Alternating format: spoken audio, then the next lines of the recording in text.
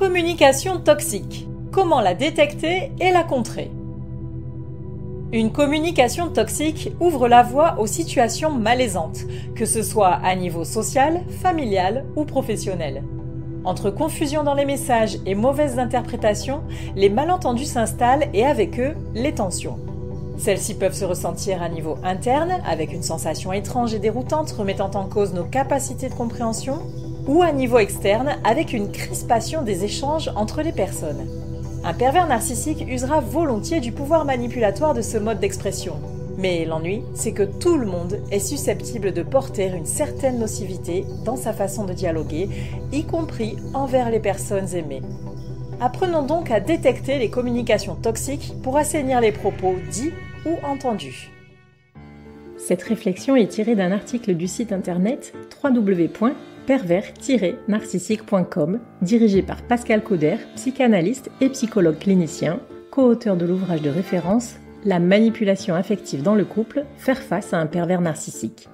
Depuis plus de 30 ans, Pascal Couder et son équipe de thérapeutes spécialistes des questions autour de la manipulation sentimentale prennent en charge les victimes de PN francophones partout dans le monde grâce à la vidéoconsultation.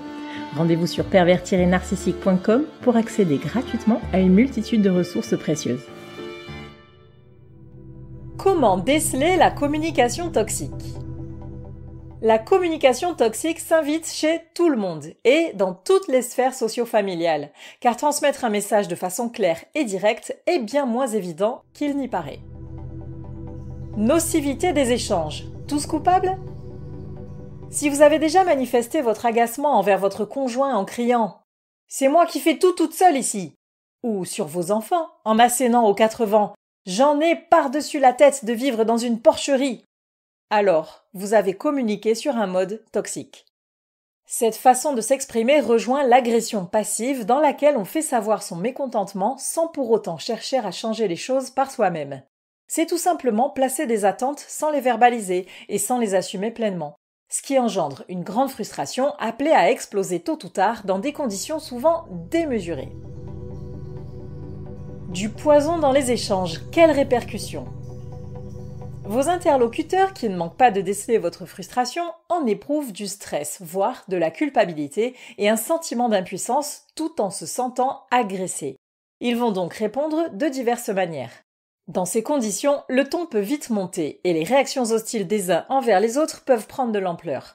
Suivant les personnalités auxquelles vous avez affaire, la dispute peut éclater et s'envenimer, parfois jusqu'à donner prétexte à de la violence physique. Ou bien, dans un registre de non-confrontation, la personne qui s'est sentie visée peut se replier sur elle-même, coupant court à ce lien douloureux et restant seule avec sa détresse. Nous voyons bien dans tous les cas qu'il n'y a pas forcément une volonté de nuire, mais plutôt celle de se protéger chacun du comportement de l'autre. Or, c'est le poison dans le dialogue qui mène à tant de déboires émotionnels. C'est pourquoi il nous paraît essentiel de vous donner les clés pour une communication claire et directe. Mais avant cela, penchons-nous sur les situations dans lesquelles cette nocivité est provoquée sciemment. La communication malsaine à visée manipulatoire. Les pervers narcissiques sont les maîtres de la communication toxique. Ainsi, ils utilisent volontairement les messages mixtes, c'est-à-dire ambivalents, qui vous laissent avec une impression de ne pas avoir compris précisément les attentes. En général, ils sont porteurs de plusieurs informations en même temps qu'on ne sait plus comment hiérarchiser ou interpréter. Par exemple, il y a la célèbre phrase des sites de rencontres qui dit « Je cherche une relation durable, mais je ne suis pas contre les expériences légères ». Les injonctions paradoxales. Elles donnent des ordres impossibles à réaliser car ils portent dans leur énoncé une contradiction insoluble. Un ressenti de paralysie de l'action en découle chez le récepteur du message. Par exemple, cela pourrait être « Il faut remplir ce frigo vide, mais arrête de dépenser de l'argent !» Les inversions accusatoires. Ce sont celles qui vous placent dans la position de devoir prouver que vous n'êtes pas coupable, alors que la charge de la preuve revient en principe à l'accusateur. Par exemple, « Je ne te crois pas que c'est à cause des embouteillages que tu es en retard !» Les sous-entendus et insinuations. Elles suggèrent une idée afin de contraindre l'autre à une interprétation. C'est souvent une façon de prêcher le faux pour connaître le vrai. La réaction pourra ensuite être retournée contre l'autre. Par exemple, « Comme par hasard, tu mets ta jolie robe pour sortir sans moi. » Ce à quoi l'interlocutrice pourra répondre qu'il n'y a pas lieu d'être jaloux.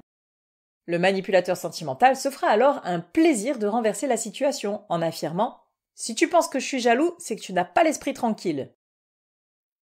Les menaces suspendues, c'est-à-dire celles que l'on pourrait ponctuer de 3 petits points pour que l'imaginaire s'emballe et maintienne le récepteur du message inachevé dans la crainte. Exemple, si tu continues, tu verras ce qui va t'arriver.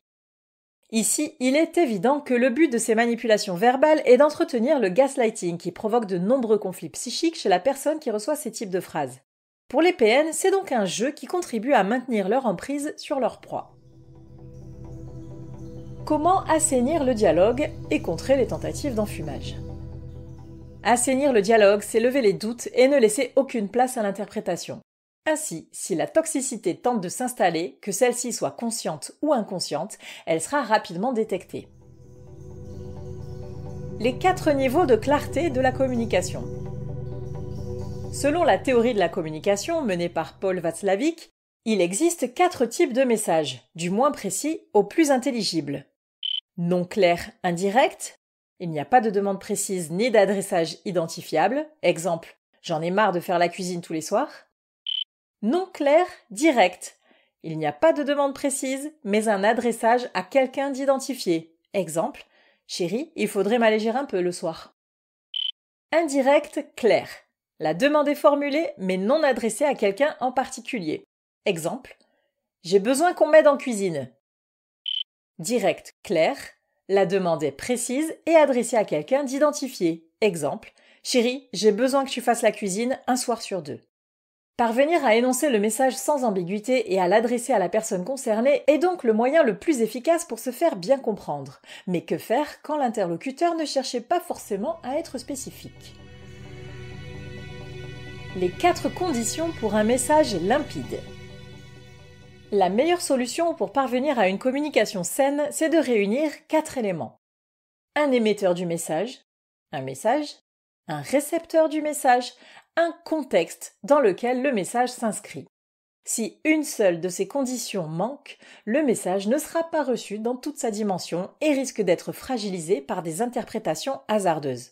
Ainsi, dire à un enfant « Lucas, récepteur, je, émetteur, souhaite que tu m'expliques pourquoi tu as eu une mauvaise note, demande, à ton dernier contrôle de maths, contexte, facilite le dialogue. À l'inverse, lui dire n'importe laquelle de ces propositions peut générer du conflit. Proposition 1. Lucas, tu ne vas pas décrocher à l'école tout de même. Il n'y a ni message clair, ni contexte de compréhension. Proposition 2. Encore un qui va pas faire maths sup. Il n'y a ni message, ni contexte, ni récepteur identifié. Savoir identifier des lacunes dans la composition de l'information à transmettre fluidifie les échanges. Mais lorsque vous êtes le récepteur d'un message confus, comment inciter l'émetteur à préciser son propos? Il suffit de lui poser les bonnes questions. Dans les grands principes, cela donnerait: à qui est adressé ce message? De qui émane cette demande? Quel est le souhait pour remédier au problème? À quel contexte faut-il faire référence? Dans une situation transposée au couple, cela pourrait ressembler à ce dialogue fictif. Émetteur. J'en ai marre des gens qui se plaignent tout le temps. Récepteur.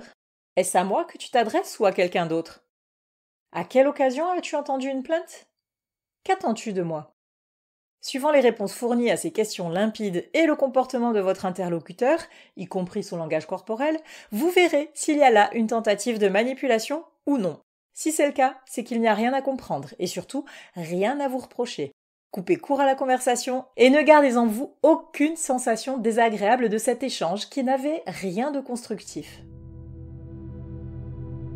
La communication toxique est à l'origine de bien des discordes dans le couple, mais aussi dans la famille, les amitiés ou le travail. En apprenant à composer un message clair et directement adressé aux personnes concernées, vous assainissez non seulement votre propre façon de formuler vos demandes, mais vous apprenez aussi à déceler les tentatives de déstabilisation par la parole. Maîtriser les mots dits et entendus donne un pouvoir considérable. Saisissez-le.